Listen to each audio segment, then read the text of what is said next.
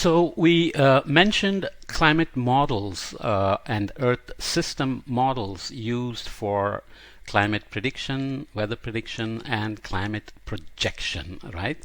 So weather prediction is a few days, as you know. There are dynamic reasons, physics reasons as to why weather can only be predicted for a few days, a couple of weeks at best, but yet you can predict El Nino 6 months in advance or 9 months in advance.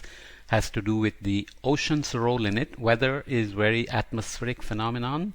Remember, ocean is the slow-moving, large heat capacity system that controls climate, but weather is a short-term phenomenon that is not closely controlled by the ocean. But as you go beyond a couple of weeks, ocean begins to control the evolution of El Nino, monsoon, etc. So there is a predictability of the second kind that comes after where the predictability has become chaotic. And projections are, so climate prediction happens on a few weeks, let's say, to a few seasons.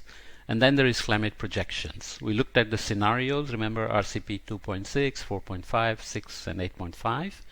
And we said those involve making assumptions about where the population will go, what kind of technologies will come in, how many renewable resources, renewable energy resources we will add, etc.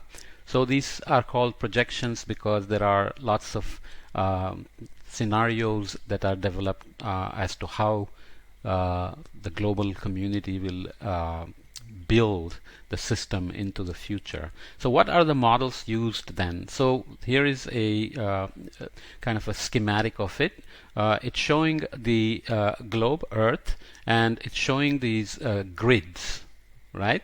So the ocean is several kilometers deep and the atmosphere is several kilometers high, and the equations of motion, they are called, and the equations for energy balance and so on are well known.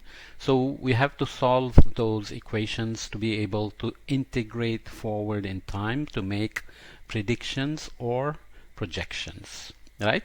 And the future evolution of weather, climate, and so on depend on what the atmosphere is doing, what precipitation is doing, what is the momentum exchange between the atmosphere and the land, atmosphere and the ocean, what the ocean is moving in terms of its currents, moving heat, how the energy is being exchanged between the land and the atmosphere, ocean and the atmosphere, how the energy is being transported in the atmosphere and in the ocean, and so on and so forth. So I had mentioned that just given the energy that is coming into the atmosphere at the top of the atmosphere, these models are able to take the atmospheric equations and the oceanic equations and the land equations and have several kinds of details about the albedo, the vegetation, sea ice, land ice, and so on, and produce future evolutions of ocean and atmosphere and El Nino and monsoon and so on. So that's pretty phenomenal. They are not perfect, but they do a good job. So they are these are equations that are very non-linear, which means they cannot be solved by paper and pencil. You need to discretize these equations and solve them on a big computer, supercomputers, and so on. Okay, you can read a lot about it if you want to follow it up. So the Earth is split into these grids. The higher the number of grids, the more the computations and the more computer power you need, the longer it will take. For example, if you want to make weather prediction for tomorrow, you don't want your model to take more than 1 day to integrate forward, right? It has to be finished in a few hours, which means the grid resolution or the number of grids you want to put on the Earth then is limited by how quickly you want to integrate. I hope you get some sense. So that's what happens. Under the IPCC, The first assessment report came out in 1990s, second assessment report, third assessment report, fourth assessment report, and the one that came out in 2014 was the fifth assessment report, and the one that's coming out next year in 2021 is the sixth one, and so on and so forth. The models have evolved over time. So they used to have very coarse resolution, let's say of 500 kilometers when we started in the 1990s. What does that mean? That means each grid is 500 kilometers. That's pretty large. So if you are creating a cloud that's 500 kilometers large, obviously clouds are not that large, which means the representation you are making in the model is not very accurate. As the computers got better, as the models improved, as our understanding of the physics improved, the thermodynamics improved, clouds, aerosols, sea ice, processes, etc. The resolution went to 250 kilometers in the second assessment in 97, third assessment down to 180. In AR4 it's down to 110. In AR5 some are much higher than that. But also the complexity of the models have improved. In the first assessment they would have just had some crude land representation, some ocean, some atmosphere.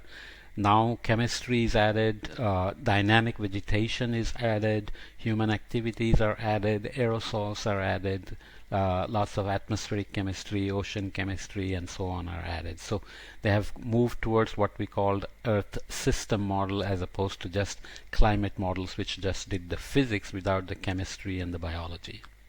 Okay, so present day models, this is already a little bit old. AR5 has here 70 kilometer maximum horizontal resolution, up to 90 layers in the atmosphere. Remember when we did the energy balance calculations, we just assumed one greenhouse layer, then you get a greenhouse effect of 33 degrees, which is too warm. So to bring it back to 15, you have to resolve the atmospheric layers, which is done better here. Plus the clouds are done better, and so on and so forth. So too many details. So here is a cartoon of the Earth system model, and the idea is that these one thing, if you perturb one thing, everything else changes. So you have physics, you have aerosols. Aerosols can directly block the sunlight, and then indirectly they can modify the properties of the clouds, brightness of the clouds, droplet size of the rainfalls, because they can be collecting water on them. So big drops of rainfall bring very different kinds of rain, very different amount of rain compared to when there is a lot of dust or aerosols, then you get more drizzle. So rainfall type changes, rainfall amount changes.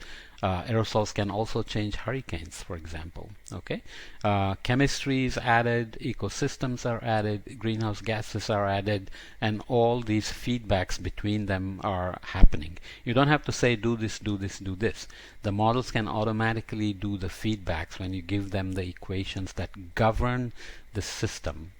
So you get things like emergent solutions, which means things that you didn't realize could happen end up happening because of all these feedbacks that we don't even know about. Okay, so that's kind of a very brief introduction.